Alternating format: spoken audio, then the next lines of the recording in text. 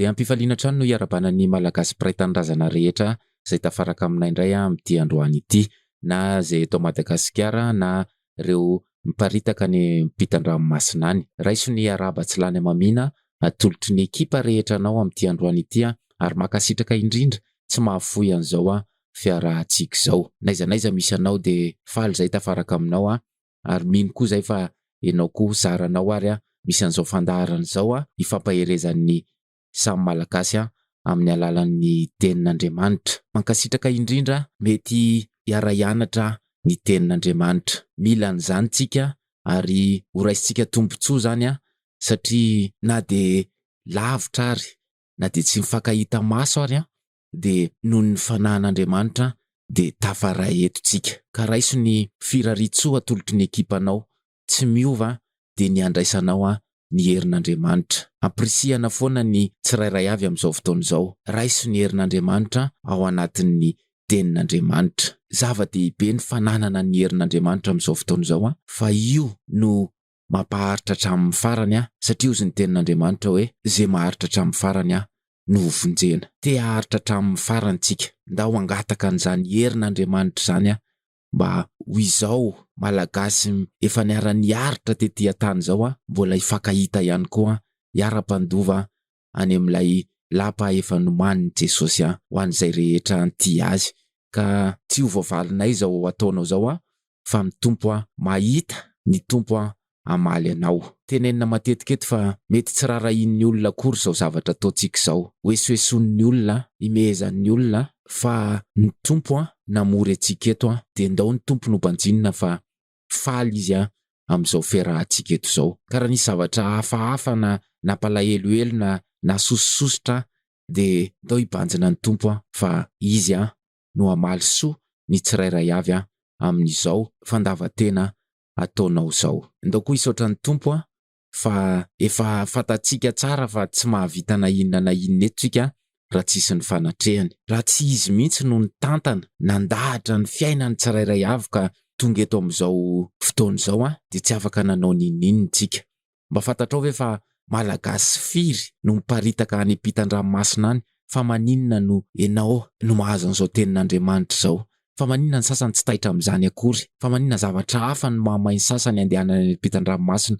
Fa maninona ianao no eo? Ndao hisaotra ny tompo fa tsy kisendrasendra zao fa tena fitiavana sy famindrapo satria mbola misy toetra tsy ara-dalàna, mbola misy zavatra tsy vitantsika, zavatra tsy tanterakitsika dia mbola nomen'ny tompo tombonandro indray tsika tamin'ity androany ity. Atomboy ary ny fisaorana ny tompo raha ohatra ka nisy nanadino. Ataovy ny fisaorana ny tompo raha ohatra ka mbola tsy nahavita ny anjaranao ianao, ary ho an'ireo izay rehetra tena mbola tsy mahafantatra ny à-gauche à droite amin'izany hoe tokony misaotra ny tompo zany amin'ny zavatra rehetra dia tonga ity ny fotoana androany hampianatra ny tsirairay avy fa mila misaotra ny Jesosy mila misaotra an'Andriamanitra amin'ny zavatra rehetra. Hoy ny Baiboly hoe misaora amin'ny zavatra rehetra dia manantanteraka an'izany tsika amin'ity androany ity. Ampatsahivina foana ny mahatombotsoa an'izao fiarahana izao. Aoka tsika tsy ho isan'ny tiady-hevitra, aoka tsika tsy ho isan'ny mpitolo fa aoka tsika ho isan'ny mpankatoa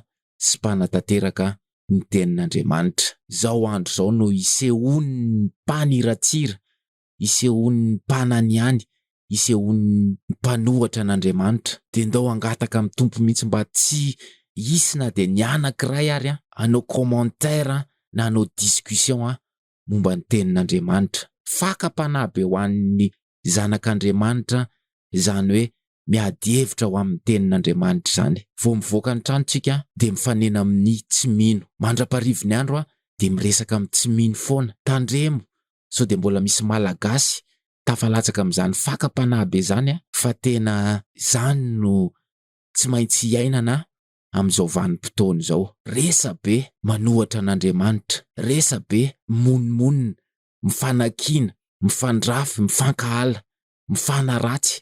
Zany no heno dia zany no mahatonga antsika hoe ndao raisina tena ho tombotsoa lehibe izao fa eto tsika tsisy hifanaratsy, eto tsika hifampahery entre samy malagasy, eto tsika handray ny herin'Andriamanitra.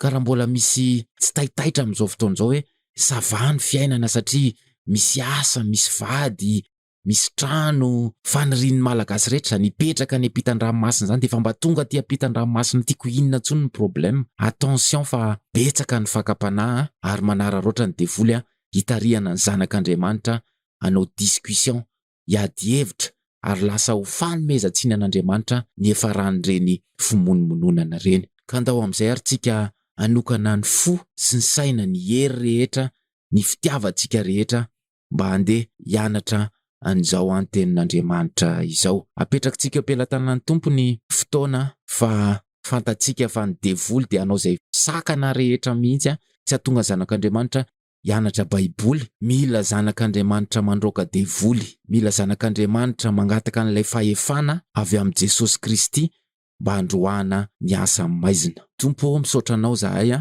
fa novorianao eto indray, tsy noho ny zavatra nataonay, tsy noho ny fangatahanay, tsy noho ny sitraponay na ny fahaizanay sy ny fahalalanay, tsy noho ny voninahitra eto amin'ity fiarahamonina ity, fa noho ny fitiavanao efa taloha sy ny famindraponao. Tera sy laza voninahitra mandrakizay no atolotra ianao.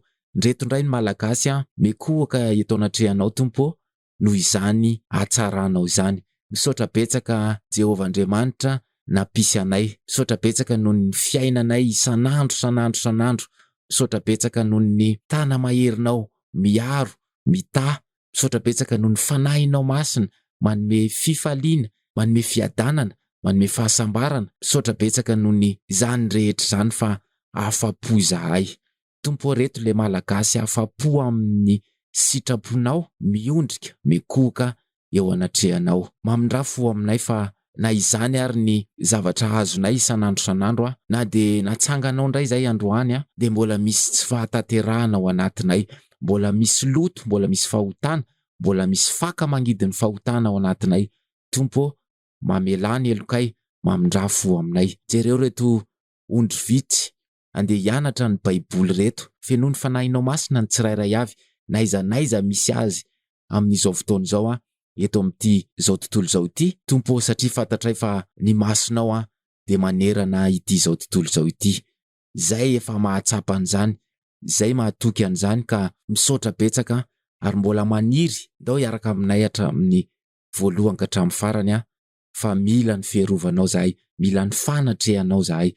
Tompo, arotsay amin'ny tsirairay avy ny fanahinao masina ampiaiky amin'izao fotoana izao, fa ianao ny fahamarinana, ianao le mpitsara marina, ianao ny nahatonga anay eto amin'ity fandaharana ity, ianao no mitantana ny fiainana rehetrarehetra. Tera sy laza sy voninahitra mandrakizay no atolotra anao, amin'ny anaranao nanaovanay izany vavaka izany. Amen. Androany tsika de anao jery todika. Mila manao jery todika amin'ny fiainany ny malagasy tsirairay avy amin'izao fotoana izao so de mandeha fotsiny tsy mandiny tena. Ny fandinihan-tena de dingana atao matetika ao anatin'ny fiainam-panahin'ny kristianina. Raha efa nanao an'izany ianao de araba soa araba tsara, fa ho an'izay rehetra mbola tsy zatra manao an'izany de ndao aka fahazarana tsara andiny tena. Zany fandinihan-tena zany de tsy atao amin'izao fotsiny amin'ny fahalalantsika sy ny herintsika sy ny fisainantsika, fa zany fandinihan-tena zany de angatahana ny fanatrehan'ny fanahy masina mba izy no hitarika amin'izany fandinihan-tena zany. Amaky tenin'Andriamanitra tsika ao amin'ny filazantsara nosoratan'i Jaona 4:17 amin'ny anaran'i Jesosy. Nefa milaza ny marina aminareo aho, mahatsara anareo ny fialako, fa raha tsy hiala aho dia tsy ho avy aty aminareo ny mpampahery, fa raha andeha aho de irahako ho aty aminareo izy.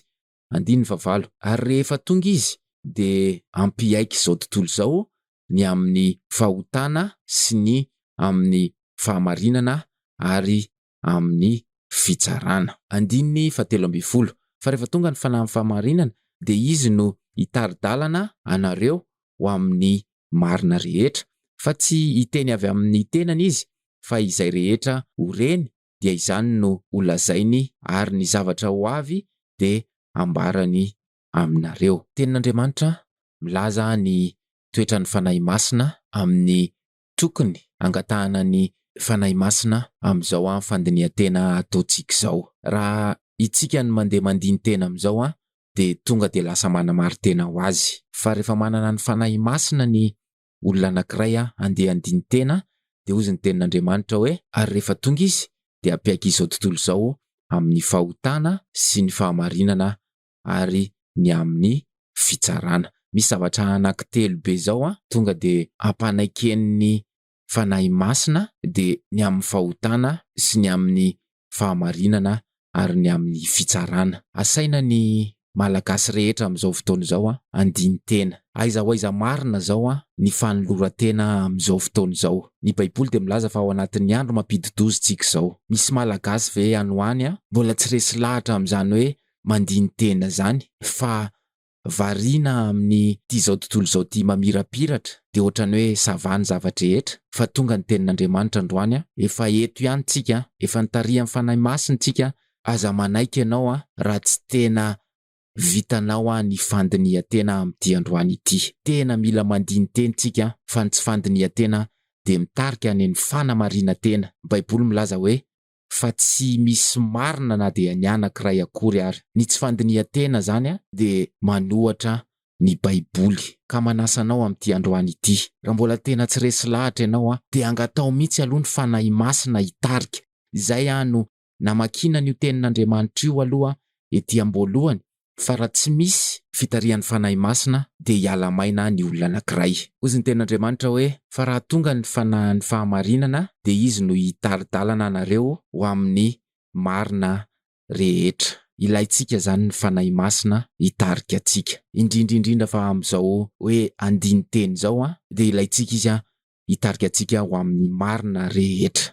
Misaotra ny tompontsika fa tsy marina sasatsasany ihany, fa ny marina rehetra. De mbola nampiany ny tenin'Andriamanitra ihany koa hoe ary ny zavatra ho avy dia holazainy aminareo. Complet be ny asan'ny fanahy masina amintsika rehefa ao amintsika ny fanahy masina. Alohan'izany rehetrarehetra zany tsy maintsy mangataka tsika, tsy maintsy manetry teny tsika mba hanatrika tsika ny fanahy masina. Raha misy olona metsara velatsia, raha misy olona mbola tsy manetry tena de tsy ho avy mihitsy ny fanahy masina. Ndao hanetry tena eo ambanin'ny tana maherin'Andriamanitra fa tsinitsininy tsika. Alao ny fanahin'ny masin'Andriamanitra no hitarika. Inona moa zay hevitritsika, inona moa zay herintsika, fa ndao angataka ny fanatrehan'ny tompontsika de ho arotsany amin'ny tsirairay avy ny fanahy masina. Voninahary ve ianao am'izao hanetry tena? Voninahary ve ianao am'izao handray zany fanahy masin'Andriamanitra zany? Raha mbola misy tsy vonina, atolorin'ny tompo ny fiainanao fa tsy afaka ny andeha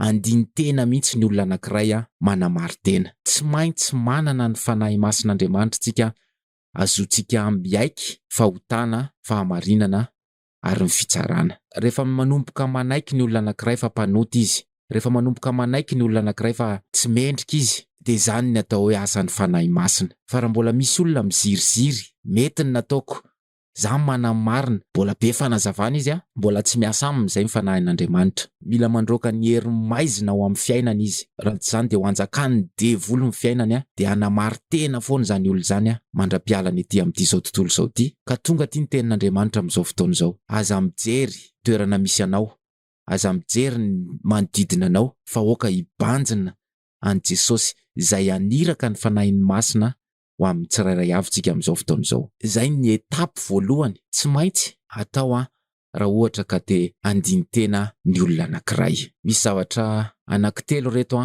tokony andinihan'ny malagasy tena. Efa naverimberina matetika teto ny tokony ananana Baiboly version fizika, Baiboly tena izy. Raha tonga tany ampitan-dranomasina ianao nitondra Baiboly ve ianao any? Tsara raha manana Baiboly amin'ny teny gasy ny malagasy satria lôzika kokoa zany cohérent kokoa zany normal kokoa zany raha malagasy miala avy aty Madagasikara mahay miteny gasy tsara, mahay mamaky teny gasy tsara no hitondra Baiboly tena izy, Baiboly taratasy, boky manaraka azy any ampitan-dranomasina. Raha tsy manana an'izany Baiboly zany ny malagasy tonga any ampitan-dranomasina ianao de tonga ty ny fotoana andinihan-tena hoe fa maninona zany tsy manana Baiboly, fa maninona ny tongako aty daholo ny fitaovako rehetra, fa maninona ny Baiboly ny tsy ananako. Tsy fantako ianao raha afaka mividy any ampitan-dranomasina raha moramora aminao zany na hanafatra ty Madagasikara ianao.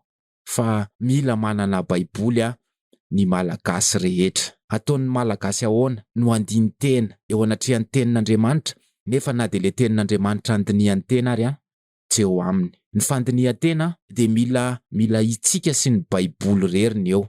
Raha miaraka amin'ny telefônina ianao version elektrônika dia ianao miaraka amin'ny baiboly miaraka amin'izao tontolo izao ny andeha andiny tena. Tsotra be zany. Raha baiboly tsotra, raha baiboly boky version fizika no entinao dia tena andeha andiny tena tokoa eo amin'ny tenin'Andriamanitra ianao. Fa raha ohatra miaraka amin'ny telefônina ianao dia mbola miaraka aminao izao tontolo izao io satria connecté ianao amin'ity izao tontolo izao ity. Fandinihan-tena voalohany anananao ve ny baiboly version fizika. Fandinihan-tena faharoa dia ny fahatsapana fa teny velona sy miasa an'Andriamanitra io baiboly io. Ny olona tsy manana baiboly zany amin'izao fotoana izao dia ho sarotsarotra aminy ny andeha andingana izany fandinihan-teny izany satria andiny tena ahoana moa zany izy. Rehefa andeha amerina izy ny lay tenin'Andriamanitra hoentiny andinihan'ny tena, andeha amerina hamaky izay teny voalaza teo izy andeha hianatra ny tenin'Andriamanitra izy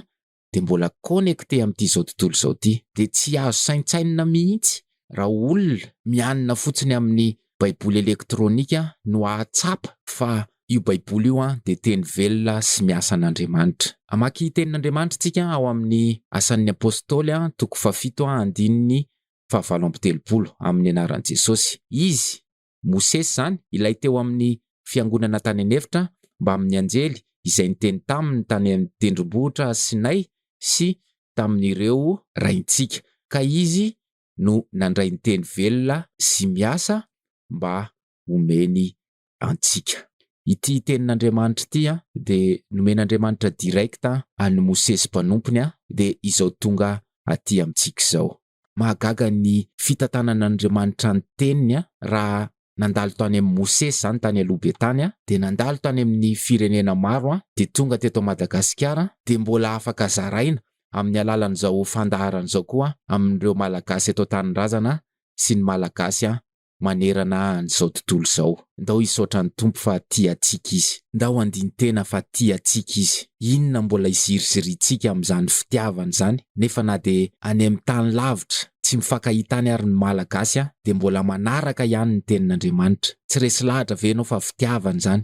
Tsy resy lahatra ve ianao fa famindrapo zany? Ndao tsika hisaotra ny tompo. Tsy tenin'olombelona ka mora adino, tsy tenin'olombelona ka misy diso, fa teny velona sy miasa an'Andriamanitra. Tsara ny malagasy amin'izao fotoana izao raha mandinika ny fahavelomana sy fiasan'izany tenin'Andriamanitra zany eo amin'ny fiainany ara-panahy sy ny ara-nofo. Ndao raisitsika aloha ny ao amin'ny fiainana ara-panahy. Amaky tenin'Andriamanitra tsika ao amin'ny Kolosianina 3:1 amin'ny anaran'i Jesosy. Koa raha niara-natsangana tamin'i Kristy ianareo dia katsao ny zavatra any ambony any amin'ny itoeran'ny Kristy izay mipetraka eo an-tananankavanan'Andriamanitra. Aiza ho aiza zao ny malagasy rehetra amin'izany hoe fikatsahana ny zavatra any ambony zany. Zavatra anankiray tena ngeda be tokony andinihantsika tena anaovantsika jery todika amin'izao fotoana izao ny fikatsahana ny zavatra any ambony any amin'izay toeran'ny Kristy ozy izay mipetraka eo an-tananankavanan'Andriamanitra. Efa ao an-tsainao ve zany? Efa ao am-ponao ve zany? Efa tena mipetraka ao anatin'ny fiainanao ve zany? Efa saintsainao mandrakariva ve zany hoe misaina ny zavatra any ambony zany mikatsaka ny fanjakan'ny lanitra izay itoeran'ny Kristy mipetraka eo an-tananankavanan'Andriamanitra. Tsy hita amin'ny masontsika zany fa raha mangataka ny fitarihan'ny fanahy masina, raha olona manana ny fanahy masina dia mahita an'izany ary feno fifaliana ny fiainany. Tsisy dikany intsony izao tontolo izao, na mamirapiratra, na inona azo, na inona tsy azo, dia tsy hisy dikany amin'ny olona efa mikatsaka ny zavatra any ambony izao tontolo izao. Tsaritsika raha mandiny tena androany. Aiza ho aiza ndray zany fikatsahana ny zavatra any ambony zany. Reo tenin'Andriamanitra efa nianarantsika ireo dia ny finaliteny dia ny ampikatsaka ny malagasy tsirairay avy ny zavatra any ambony. Misy malagasy ve mianatra? Misy malagasy ve eto amin'izao fandaharan'izao foana tsy tapaka mihitsy nefa mbola tsy mahita na dia tendrony kely akory ary amin'izany hoe zavatra any ambony zany fanjakan'ny lanitra zany. Tonga ty ny tenin'Andriamanitra androany mila mandiny tena mila mandiny tena fa loza raha ohatra ka defa eto foana isan'andro manaraka mianatra mazoto nefa mbola tsy mahita ny à gauche à droite, tsy mahita ny fahazavana, tsy mahita ny famirapiratany fanjakan'ny lanitra. Ndao andiny tena fa efa ho avy Jesosy. Ndao andiny tena fa mbola mahazo vahana be zany ty zao tontolo zao ty amin'ny fiainany zany olona zany raha ohatra ka mbola tsy manana ny fanantenana velona izy de Jesosy mandrakizay. Ndao hisaotra ny Tompo fa mbola tiantsika izy matoa mampandiny tena antsika amin'ity androany ity. Manasa anao tena andiny tena lalina mihitsy tsy hanao vazivazy an'izao tenin'Andriamanitra zao fa andiny tena lalina amin'ny ara-panahy. Eo amin'ny ara-nofo ihany koa de tokony andiny tena lalina tsika. Mamaky tenin'Andriamanitra tsika ao amin'ny bokin'ny Romanina 7:7-7 amin'ny anaran'i Jesosy. Kanefa amin'izany rehetra zany de manoatra noho ny mpandresy tsika amin'ny alalan'ilay tiantsika. Miresaka mpandresy izy eto ary manoatra noho ny mpandresy. Efa nahita vahoaka marobe nioraka tsika rehefa misy fandresena amin'ny alalan'ny lalao ara-panatanjahantena ohatra na fifidianana ohatra amin'ny zavatra maro iainantsika eto ambonin'ny tany. Fa manoatra noho ireny fifalian'ny mpandresy reny no fifalian'ny zanak'Andriamanitra amin'ny alalan'i Jesosy Kristy. Aiza ho aiza zao le hoe mandresy an'ity zao tontolo zao ity. Izany ny fandresena andrandrain'ny kristianina rehetra. De tonga ny tenin'Andriamanitra amin'ity androany ity. Fandresena inona no efa nandraindraitsika? So de fandresena noho ny amin'izao fiainana zao fotsiny. Ohatra hoe nandresy satria mananahady tany amin'ny tribonaly, mandresy satria mety nisy faninanana natao, fa oka ho fantatry ny kristianina malagasy rehetra fa io fandresena io de hoe fandresena an'ity zao tontolo zao ty. Ndao ametraka fanontaniana, ndao andiny tena hoe aiza ho aiza zao zany fandresena zany. Be da be zany raha odinihatra tsirairay fa tonga de ao anatin'ny fisainana raha miresaka fandresena, aiza ho aiza ny fandresena ny arena amin'izao fotoana izao. Aiza ny fandresena, aiza ho aiza ny fandresen'ny tsirairay avy ny vola sy ny arena, aiza ho aiza ny fandresen'ny tsirairay ny voninahitra. Ndao andiny tena fa sao de izany no mbola mameno ny foniny tsirairay avy amin'izao fotoana izao. Efa ho avy Jesosy raha mbola variana amin'ity fiainana ara-nofo ty mbola tsy naharesy mihitsy izao tontolo zao de tonga ty ny fotoana androany. Manasa ny malagasy rehetra, naiza misy anao eto amin'izao tontolo zao ndao andiny tenitsika. Ary ny fomba fandinihan-tena de nampianarin'i Jesosy an'ireo zanaka vavin'i Jerosalema. Ozy izy ao amin'ny filazantsara nosoratan'i Luka 7:7-7 amin'ny anaran'i Jesosy hoe ary nisy vahoaka betsaka nanaraka azy sy vehivavy maro izay nitehatratra sady nitomany azy. 7 Fa nitodika taminy Jesosy ka nanao hoe ry zanaka vavin'i Jerosalema aza mitomany ahy fa mitomany ny tena nareo sy ny zanakareo. Mampianatra antsika ny Tompo amin'ity androany ity andiny tena ampitomanina. Tsisy ranomaso latsaka mihitsy ho an'ny olona tsy manaiky ho tarihan'ny fanahy masina sy ny olona manamary tena. Fa raha misy olona eto amin'izao fotoana izao manaiky ny ho tarihan'ny fanahy masina fa mpanota izy ary marin'Andriamanitra sady mpitsara marina ary isy ny fitsarana an'izao tontolo zao, rehefa ho avy Jesosy de anenina amin'ny zavatra rehetra nataony izy de mirotsaka ho azy ny ranomaso.